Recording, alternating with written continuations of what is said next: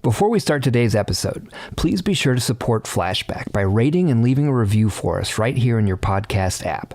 A special shout out this week to our listener Ruby Two Shoes, who got last week's pop quiz correct. The question was, what 1995 event helped lead to billions in extra revenue for the NBA? And you're all about to find that out. In the meantime, do you think you're getting the hang of history's unintended consequences?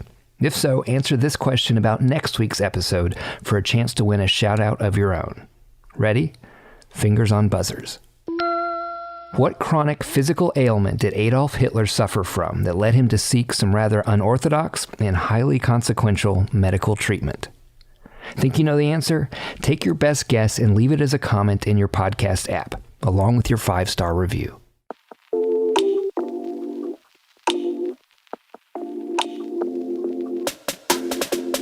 It's the best of times, it's the worst of times. As I record this, both the National Basketball Association and Major League Baseball are sidelined because of the coronavirus.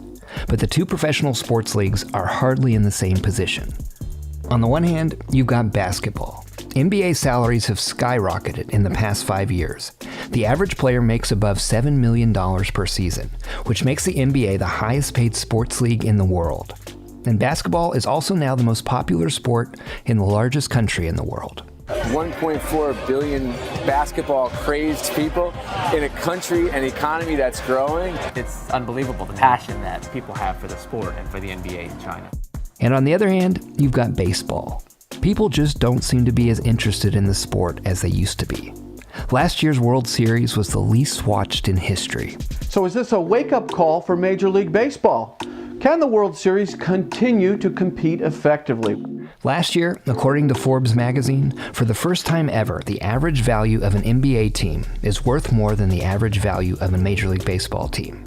There are lots of reasons for this reversal of fortune, from marketing to a lack of star power to the mastery of social media. But if you had to pick one fateful moment when everything changed, when baseball and basketball started to go in different directions, well, it might well be something that happened 25 springs ago in 1995. That's the moment when one of baseball's worst players decided to give up on his dream rather than to be a scab during the game's worst labor strike. Minor league ball players have to give up on their dreams all the time, but this minor league ball player was not your ordinary athlete. He was also the greatest brand ambassador that the sport of basketball has ever known. And baseball's loss proved to be basketball's destiny-making gain. I'm Sean Braswell. Today on Flashback, a tale of one windy city and one remarkable player whose fateful decision helped alter the fate of two sports. And a very special thanks to our guests today, who joined us via phone or provided their own local recordings during the global health crisis and the shelter-in-place order.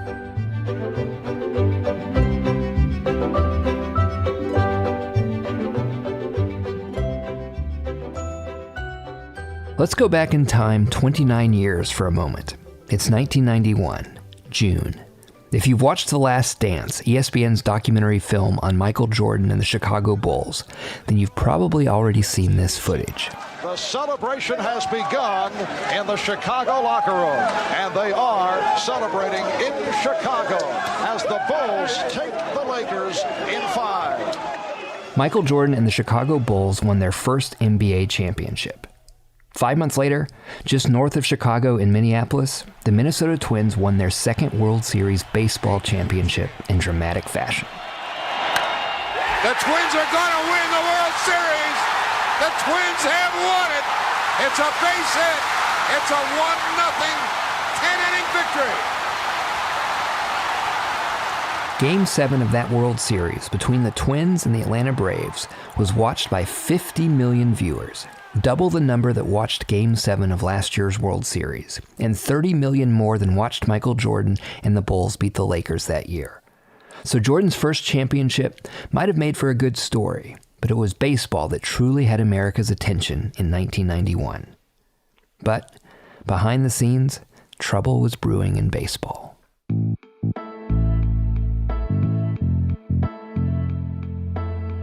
Fay Vincent, a Yale-educated lawyer and the former head of Columbia Pictures, was an unusual choice to be the commissioner of baseball.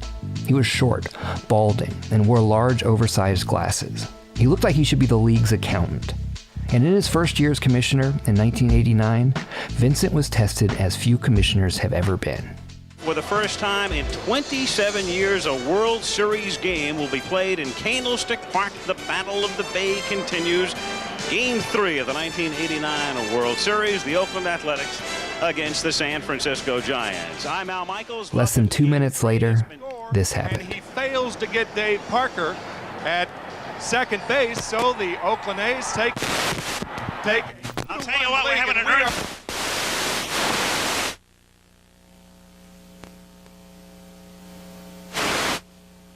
A 6.9 magnitude earthquake hit the Bay Area right before Game 3 of the World Series in October 1989. I don't know if we're on the air or not, and I'm not sure I care at this particular moment, but we are. Well, folks, that's the greatest open in the history of television, bar none. The following day, Fay Vincent addressed reporters amid the tragedy. Well, we've made the decision not to play tonight. That's the only decision we made. It's a difficult time for San Francisco and indeed for the whole Bay Area. The great tragedy is that it coincides with our modest little sporting event here. Vincent handled the disaster beautifully. He was reasonable, cautious, humble, smart. The following season, in 1990, Vincent was again tested when baseball owners started a lockout during spring training in an effort to limit rising player salaries. This is Ryan Eckert, a historian at Monmouth University and author of A Game of Failure, the 1994-95 Major League Baseball strike. The idea of a salary cap started to enter the conversation, and Vincent supported the players in being completely against the salary cap. And so very quickly, he really did not ingratiate himself to his employers or his bosses. His employers? You see, in Major League Baseball, the commissioner is handpicked by a very select hiring committee, the owners. They thought that Fay Vincent would kind of be on their side, having selected him themselves, the owners. And when Vincent came in, he really acted much more in the best interest of baseball than in the interest of his employers, really, who were no one but the owners. The owners can't actually fire Vincent, but they started to put enormous pressure on him to resign. After months of controversy and speculation, Baseball Commissioner Fay Vincent has bowed to management's wishes that he resign. Although the owners have not announced their plans for reorganization, it seems likely that baseball may never be the same. Charlie Rose was right. After Vincent's resignation in 1992, the owners made a more naked power grab. They installed one of their own, Milwaukee Brewers owner Bud Selig, as acting commissioner in 1992. But the owners were only getting warmed up. One of the men behind Fay Vincent's departure was one of Bud Selig's best friends and a fellow owner, Chicago White Sox owner Jerry Reinsdorf. And if you recognize that name, it's probably because Reinsdorf is also the owner of the Chicago Bulls. The NBA had a salary cap since 1984. Reinsdorf wanted to apply the same principle to baseball because that was working out really pretty well for him as the owner of the Bulls. Thanks to the salary cap in basketball, Reinsdorf paid Michael Jordan, an all-time great player at the peak of his powers, less than he paid White Sox outfielder George Bell in baseball. So at the same time Reinsdorf was helping lead a coup to get a salary cap in baseball, he was getting a bargain on the best player in basketball, a star who would in 1993 deliver the Bulls their third championship in 3 years. It's all over. The Chicago Bulls have 3 straight NBA championships. The Bulls' three-peat was an amazing accomplishment for Jordan, but he was starting to show signs of wear and tear from the immense pressure. This is Roland Lazenby, a basketball writer and author of Michael Jordan, The Life. The process of winning a three-peat was absolutely, completely, thoroughly exhausting, mentally, emotionally, physical, in every way. And by the summer of 1993, Michael Jordan was starting to contemplate a career change. You know, his father had long hoped that Michael might consider switching over and playing some baseball, just change up things. His father would tell him, you've accomplished everything you can in basketball. So there was a lot up in the air. And then something happened that summer that would turn Michael Jordan's world upside down, and that would put Chicago owner Jerry Reinsdorf in the bizarre position of watching his most valuable basketball asset turned into one of his lowest performing baseball ones.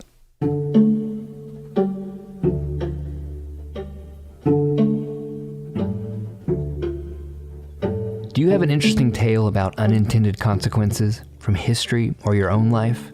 Please share it with us by emailing flashback@OZY.com. That's flashback@OZY.com.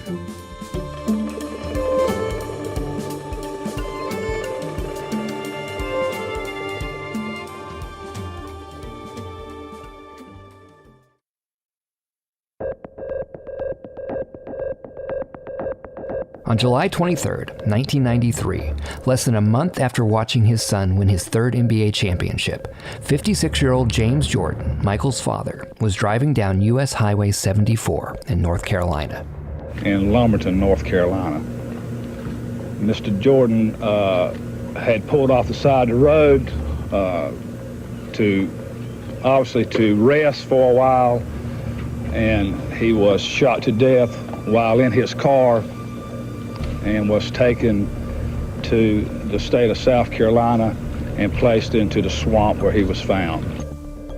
James Jordan's murder devastated Michael. He was obsessed with it, paying attention to every little bit of news that came along, and it made a lot of news at the time. Jordan had long had a rocky relationship with his father, going back to when he was a boy in North Carolina. He was the fourth of 5 children, and his older brother Larry was a better athlete back then. It was obvious to everyone in the family that James Jordan greatly favored Larry over Michael. And Michael did not take that particularly well. He had great love for his father, but he was always angrily trying to prove himself to his father after that childhood rejection. And that anger pushed Jordan to work insanely hard.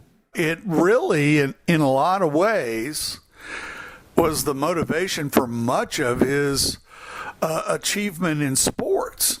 And Jordan's desire to please his late father would also be behind what happened next.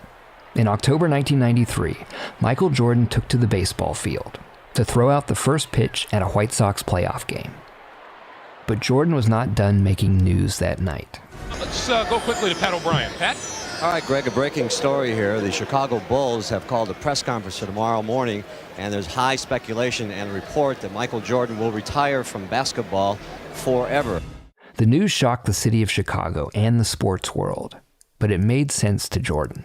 He was grieving mightily over his father. And the idea that his father had wanted him to play baseball, the idea that he had unfinished business there, all of those things played into his decision. Meanwhile, that fall of 1993, baseball enjoyed another epic World Series finish. Here's a pitch on the way, a swing and a belt, left field, way back, Blue Jays win it! The Blue Jays are World Series champions! Touch 'em all, Joe! You'll never hit a bigger home run in your life! That December, the previous collective bargaining agreement between the owners and players expired. And with Fay Vincent out of the way, Reinsdorf and the owners decided to take another crack at getting a salary cap for baseball. The owners argued that the lack of a salary cap was hurting competition in the game. Ryan Eckert. The status quo with no salary cap was seen as unfair because the big market teams could just outspend the small market teams and dominate the game on the field. Even with a salary cap, however, big market teams would still have an advantage. So their solution was not only a salary cap, but also revenue sharing, so that the revenues among all the teams could be distributed equally, or at least shared, to have a sort of redistribution of wealth. But the players themselves were dead set against a salary cap. They, as free agents, wanted to command whatever salary an open and free market would allow them to. Meanwhile, on February 7, 1994, Michael Jordan signed perhaps the smallest contract of his life, a minor league deal with the Chicago White Sox. He was going to pursue his dream of being a baseball player. Jordan had once been quite a promising ball player in Little League. Roland Lazenby. Michael was just an incredible pitcher. He would often come in and just strike out everybody he faced in that short amount of time. Jordan threw 2 no-hitters on the way to leading his team just shy of the Little League World Series. He was also a pretty good hitter. In a crucial moment on the march to the Little League World Series down in Georgia later that summer, Michael hit a booming home run over center field in a very big park that allowed his team to tie the score. Jordan's team eventually lost that game, but that home run was huge for him personally. His father spent years bragging about it. Finally, Michael had his father's attention. The next year, when Jordan was 13, baseball did not go as well. Michael maybe played in 3 or 4 games, but he spent most time on the bench. And again, from what we know in retrospect of Michael's personality, that kind of drop-off, that kind of come down was devastating stuff. Jordan eventually quit baseball during his senior year. By then it was clear his game was basketball. But in 1994, the 31-year-old Jordan arrived in Sarasota, Florida, ready to try to compete with professionals in a game he had given up on in high school. This is Jordan in an interview from that spring. These are the 2 dreams that I've always had when I was a kid, from baseball and basketball, and I achieved basketball, so I wanted to try my hand in baseball. And thousands of fans and hundreds of reporters descended on Florida to see if he could do it. Many of the other players were not so enthusiastic about the newcomer. The success in baseball is hard won. It is a game of repetition. And so you have all these people with their hard-won experience in baseball. And here comes Jordan, who quit in the middle of his senior season in high school. Still, Jordan brought with him the same determination and work ethic that made him a champion in basketball. And he had to turn his basketball body back to a leaner baseball body. Which he did. Jordan arrived at training camp early each morning and left late each night. As the White Sox hitting coach Walt Reniak observed, quote, "He's one hard-working mother." Well, you get the point. At the end of the spring, the White Sox played a crosstown exhibition game with the Chicago Cubs at Wrigley Field.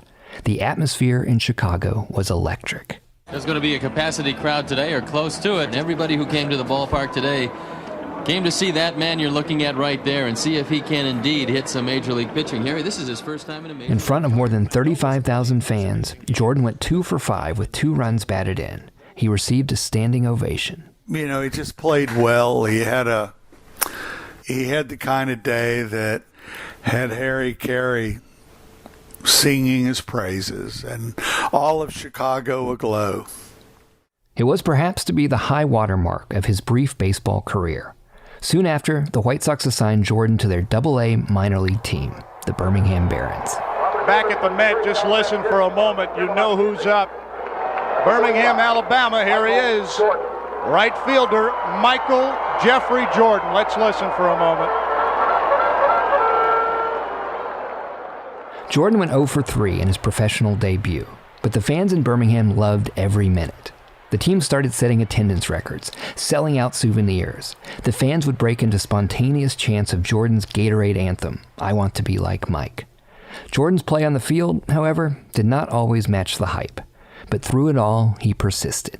And yet here he was, going from an average, below average showing in spring training over to the humiliation of being a Birmingham Baron and not being a very good one, of having to play this out in front of all these adoring fans, and really being willing to humiliate himself. Soon the media started to turn on him. Sports Illustrated, which had once lionized Air Jordan, came out with a cover that read, "Bag it, Michael. Jordan and the White Sox are embarrassing baseball." Jordan often kept to himself on the long bus rides across the South and in Birmingham. He had a rented house in Birmingham, but Jordan would sit out there on the deck alone at night looking up at the stars thinking about his father. And this was really about his father, about mourning him, about reconnecting with him, about finding what they never found in baseball. Meanwhile, back in the major leagues, the owners and players were having their own existential crisis. In June, the owners unveiled their proposal for a new collective bargaining agreement, one that included a salary cap. Ryan Eckert. The small market owners were really pushing hard for a strike and pushing hard for a salary cap. But it wasn't just small market owners. There were also at the time a lot of new owners in the league who had their own firm views about labor disputes. A lot of them had bought into these teams in recent times and were coming from the business world and had experience in negotiating against and busting up labor unions. The owner of the Royals was the CEO of Walmart. The owner of the Giants was the owner of Safeway grocery stores, who famously laid off thousands of employees to prevent them from unionizing. So a lot of these owners had been successful negotiating against unions outside of baseball. But those heavy-handed tactics just didn't work out quite the same against baseball players as they did with, unskilled Walmart workers. 4 days after the owners released their proposal, the head of the Players Association, Donald Fear, announced the union's rejection of the proposal. In August, with negotiations going nowhere, the owners withheld a scheduled payment for the players' pension fund. It was an act of war. The owners might have had most of the power and controlled the purse strings, but the players had one mighty piece of leverage, a strike that could cancel the season and the postseason.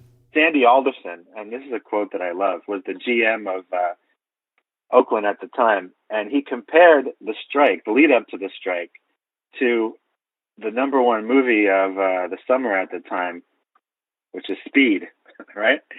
And the playoffs and the World Series are the hostages. The players are driving the bus, and the owners are the cops chasing them, trying to stop it. In the end, they couldn't stop the bus. On August 12, 1994, the Major League Baseball Players Association directed its members to go on strike. Then, a month later, and the other shoe has finally dropped in the ongoing baseball wars. The acting commissioner, Bud Selig, the owner of the Milwaukee Brewers, has just made it official. The remainder of the regular season and the entire postseason, playoffs, and World Series have officially been canceled. One of the great casualties of the strike was that the 1994 season was setting up to be a historic one. Tony Gwynn was in the middle of attempting to hit 400 for the first time since Ted Williams did in 1941. Now, Tony Gwynn was batting .394 when the strike started. 18 games left, playing against the Cardinals, Cubs, Marlins, and Rockies, all of whom had really mediocre pitching staff. Gwynn wasn't alone in chasing history. Matt Williams had 43 home runs when the strike started and was on pace exactly to hit 61 home runs by the end of the season to tie Roger Maris. Baseball fans didn't care whose fault it was. They didn't take kindly to the 1994 strike. I mean, the fan reaction was overwhelmingly negative. Fans were heartbroken. They were crushed, disappointed. The World Series was canceled for the first time since 1904, and it was very sad. And when baseball eventually did come back, a lot of fans were still traumatized and very reluctant to go back to the game. They really held a grudge. At the same time his major league colleagues were refusing to take the field, Jordan was getting better at it, slowly improving his game. He finished his first minor league season with a .202 average, with 30 stolen bases and 51 RBIs. It was good enough to keep playing. Roland Lazenby. He later, after Birmingham, he went to the Arizona Fall League, which was another victory. I think he hit .260 in the Fall League. Michael Jordan was getting better at baseball. All of his hard work was starting to pay off. At the start of 1995, Jordan was not returning to basketball. He was getting ready for his second, hopefully better, season in professional baseball. Then fate, and a still ongoing baseball strike, intervened. When spring training started, the owners attempted to bring in replacement players. Ryan Eckert again. And they were bringing in washed-up veterans They're bringing guys out of pizzerias and all kinds of guys, and also minor leaguers. There's a lot of pressure on minor league players to go in and show up to spring training and ultimately play in replacement games. And one of those minor leaguers was perhaps the greatest basketball player that ever lived, Roland Lazenby. The White Sox were eager to deploy him in various capacities, and he really didn't want anything to do with being any kind of scab or doing anything to undermine those players. The owners were pushing the White Sox to have Jordan play some exhibition games to retain some fan interest during the strike. Ryan Eckert. That fact really made Jordan choose a side. And I guess Jordan sided with his fellow professional athletes and made it clear that he wouldn't play as a scab or as a replacement player in any subsequent major league games. Jordan announced his retirement from baseball on March 10, 1995. As Chicago Bulls coach Phil Jackson later summed up the development, Jordan hadn't failed baseball. Baseball failed him. Immediately, rumors began about Jordan's return to basketball. The NBA legend wavered. Then, a week later, Jordan issued the shortest and perhaps most significant press release in the history of sports, a 2-word fax that read, quote, "I'm back." Those 2 words would prove to be worth billions of dollars. That's next.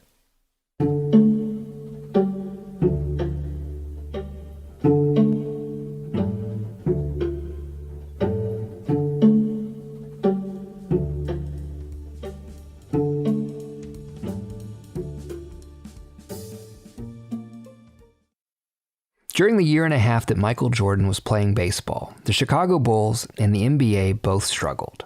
NBA ticket sales were down. The Bulls lost to the Knicks in the playoffs in 1994 and were having a rough 1995 season.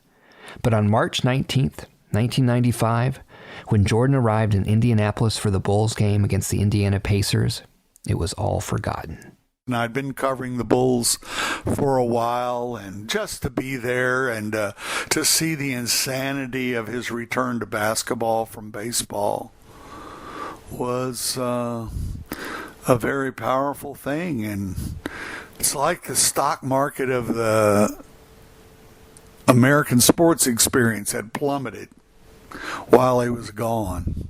But there was something else that returned to action in March 1995. Professional baseball. 2 weeks after Jordan's departure from baseball, legal proceedings surrounding the strike were finally coming to a head. Ryan Eckert. The National Labor Relations Board met, pretty quickly voted and ruled in favor of the players. And that was notably presided over by Sonia Sotomayor, who's now a Supreme Court justice. And Sotomayor spoke out almost unilaterally in support of the players, which was a huge win for the players, huge loss for the owners. The strike ended, and play resumed a month later. Jerry Reinsdorf and the other baseball owners did not get the salary cap they wanted. But at least Reinsdorf, the NBA owner, had a pretty big concession prize, one of the best basketball players to ever play the game.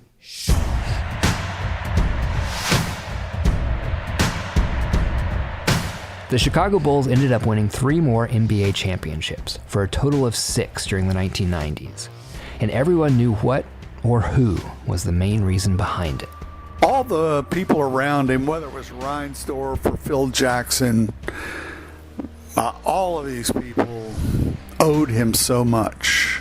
And it didn't stop there. We all owed Michael Jordan. When I just lived on the change that was spilled on the floor of my years covering him and writing about him. And all of us. I don't care if you were a photographer, a teammate, a writer, the newspapers in Chicago, the city, I don't care who it was. They all owed everything to this phenomenon. So how much was Michael Jordan worth to the game of basketball? You really had to be alive back then and have witnessed the phenomenon. This is Greg Leonard, an economist and a vice president at Charles River Associates, an economics consulting firm. People were really interested in watching him play because he was so extraordinary, and it really was kind of unique. In the 1990s, Leonard and an MIT professor named Jerry Hausman decided to look at what kind of impact a megastar athlete like Jordan had, not just on his own team's finances, but on league fortunes more generally. We did start thinking about the nature of the relationship among teams in a sports league like this, where you had a situation where the Bulls were the ones paying Michael Jordan's salary. But Jordan is so popular that he's also driving up revenues for other teams every time the Bulls come to town. So overall, we found that there was about a 20% increase in attendance. This was in the 1991 season. Due to Michael Jordan, and this translated to about $2.5 million for the other teams in the league. It didn't stop at just attendance. You know, all told, if you add across TV attendance and properties, we found a Michael Jordan effect of about $53 million for other teams. And again, that's back in 1991 dollars. You can more or less double that. So we're talking about in today's dollars about $100 million for the other NBA teams. In 1999, Fortune magazine, building on Leonard and Hausman's work, estimated the full value of Michael Jordan beyond just the 1991 season. That included Jordan's endorsements, ticket sales, merchandising, television revenues, and more. All told, they estimated a Jordan effect of close to $10 billion. But Jordan's return to basketball meant so much more to the league than just that. Thanks to the strike, Major League Baseball owners lost close to $1 billion and the players more than $300 million in 1994. And baseball attendance plummeted by more than 20% the following year. Ryan Eckert. I think with the perspective of time and knowing what the effects were, both sides surely would have been able to find a compromise.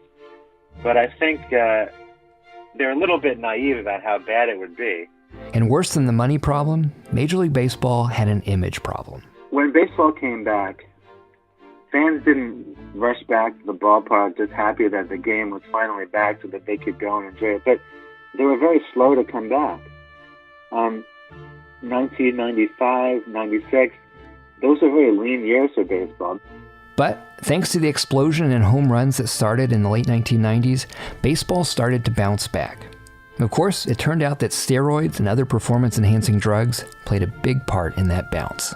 Consequently, all sides, players, owners, and commissioner, willingly turned a blind eye to what was happening in terms of the integrity of the game.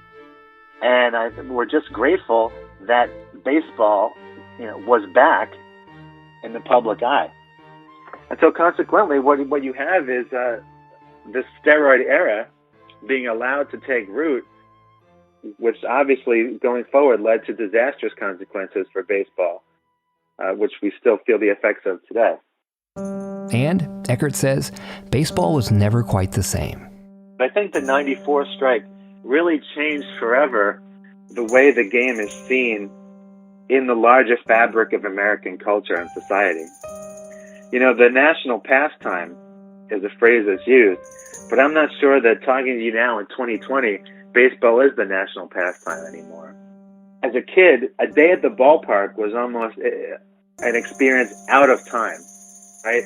It was the same game that my father saw in the 60s, my grandfather saw in the 40s, and I as a kid was experiencing in the 90s. And, time stands still, right? To go to a baseball game now is just not the same experience that I had as a kid. It's just different. That disillusionment that followed the strike really was the final chapter.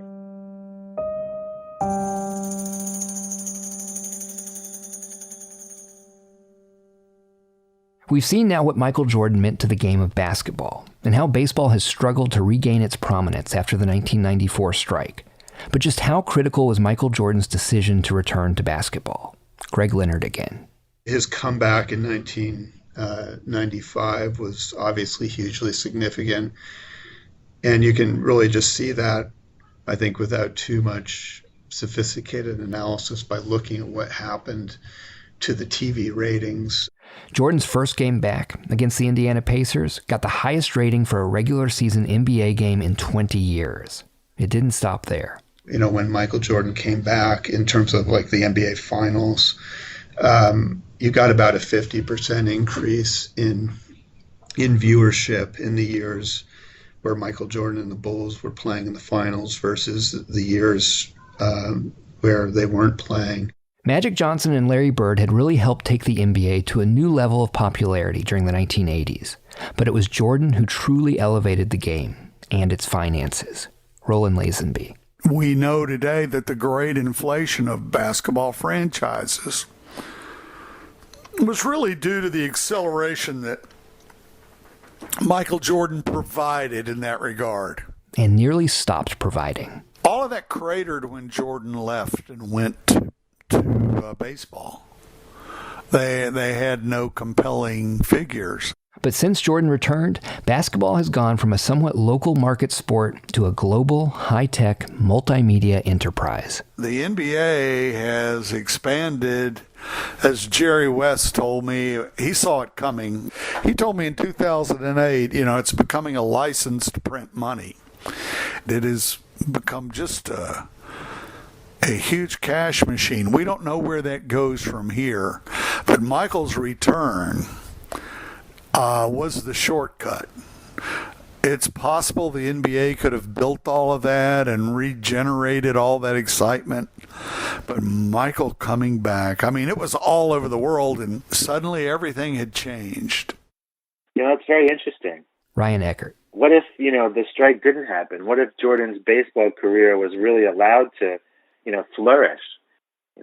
What if he was convinced that that's something he really wanted to pursue, rather than just sort of seeing it as like, a passing, obsession that he was able to give up relatively quickly, I'm not sure, but I think either way, it set up the NBA for continued success, and, it was really a fork in the road as far as the relationship between baseball, basketball, and their position in American culture. Flashback is written and hosted by me, Sean Braswell, senior writer and executive producer at OZY. It was produced by Robert Kulos, Tracy Moran, Iorio de Gizua, and Shannon Williamson. Chris Hoff engineered our show. Special thanks to the crew at iHeartRadio Podcast Networks, especially Sophie Lichterman and Jack O'Brien. Make sure to subscribe to Flashback on the iHeartRadio app or listen wherever you get your podcasts.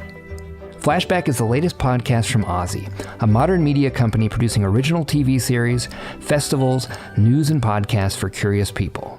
OZY's unique storytelling focuses on the new and the next, whether that's forward-looking news and features, bold new perspectives on TV, or brand new ways of looking at history. But we live in the age when ridiculous things survive. This is Roland Lazenby again. I asked him about the urban legend that Jordan retired from basketball because he was about to be banned from the game for gambling. Lazenby says the theory doesn't hold up under closer scrutiny. All the old NBA players rode around on trains. They gambled like fools on trains before they gambled on planes. It was, is, and remains a gambling culture, whether it's tonk or betting on any kind of little detail involved in their life. A half-court shot or whatever. Those guys have bet like crazy, and Michael, he was the king of the NBA, so he was certainly the king of that kind of betting. And Jordan bet on a lot of things, especially his own golf games. But it didn't cross the line.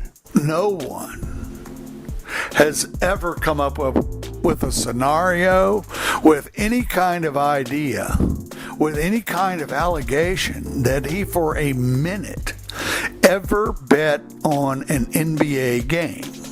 To dive deeper on this and more, head to OZY.com/flashback. That's OZY.com/flashback. There you can find my lecture notes from today's episode, featuring extended interviews, links to further reading, and more information on the changing fortunes of baseball and basketball, as well as links to other stories from history, uncovered by me and other reporters at OZY.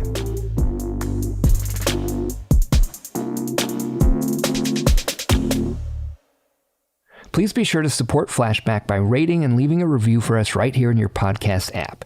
And remember to answer this question about next week's episode for a chance to win a shout-out. What chronic physical ailment did Adolf Hitler suffer from that led him to seek some rather unorthodox and highly consequential medical treatment? Take your best guess and leave it as a comment in your podcast app, along with your 5-star review. Thanks for listening.